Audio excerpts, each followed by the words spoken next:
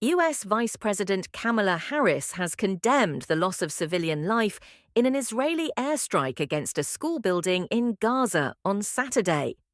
More than 70 people were killed at the building, which sheltered displaced Palestinians, the director of a hospital has told the BBC. Ms. Harris said far too many civilians had been killed yet again and reiterated calls for a hostage deal and a ceasefire, echoing comments made by the White House. An Israeli military spokesman said Al-Tabarin School served as an active Hamas and Islamic Jihad military facility, which Hamas denies. Speaking at a campaign event in Phoenix, Arizona, Ms. Harris said Israel had a right to go after Hamas, but also has an important responsibility to avoid civilian casualties. The Democratic Party's presidential candidate also reiterated calls for a ceasefire and a hostage deal.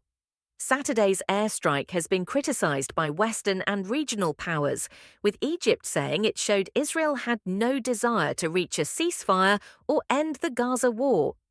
Fadl Naim, head of Al-Ahli Hospital, where many of the casualties were taken, said around 70 victims had been identified so far, with the remains of many others so badly disfigured that identification was difficult.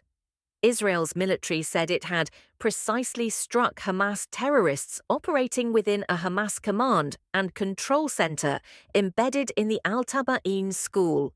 A statement by the Israel Defense Forces, IDF, and the Israeli Security Agency said at least 19 Hamas and Islamic Jihad terrorists were eliminated in the attack.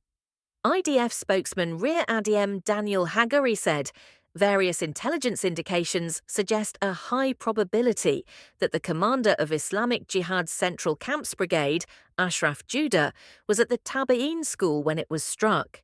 He said it is not yet clear whether the commander was killed in the attack. Earlier estimates of the number of dead were also in the dozens, with the Hamas-run Health Ministry's ambulance service saying more than 60 had been killed, according to AP. The Civil Defense Agency put the number at more than 90.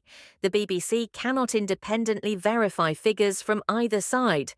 The Israeli spokesman said the casualty figures released by Hamas officials do not align with the information held by the IDF, the precise munitions used, and the accuracy of the strike.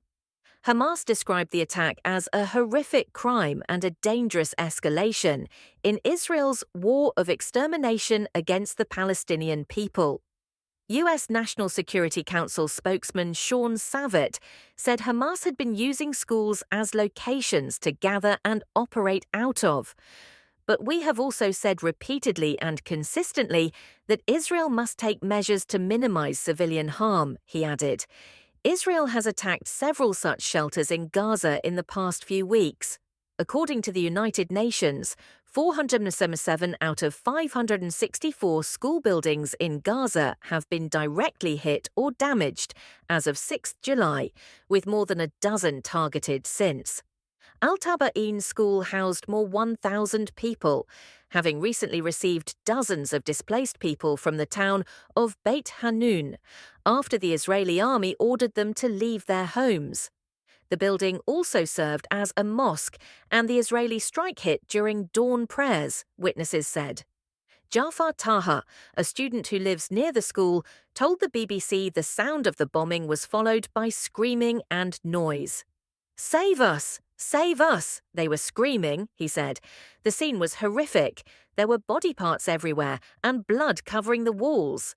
Salim Owais, spokesman for the UN Children's Agency, UNICEF, told the BBC the attack was really outrageous.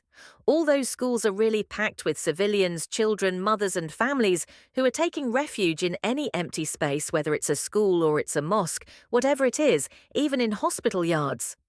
This strike has again drawn graphic attention to a controversial dynamic of the Gaza war. Israel claims that Hamas is using civilian infrastructure to plan and carry out attacks, and that is why it has been targeting hospitals and schools, sites protected under international law. Hamas has consistently denied the accusations. Hamas-led gunmen killed about 1,200 people in an attack on Israel on 7 October, taking 251 others back to Gaza as hostages. That attack triggered a massive Israeli military offensive against Gaza and the current war.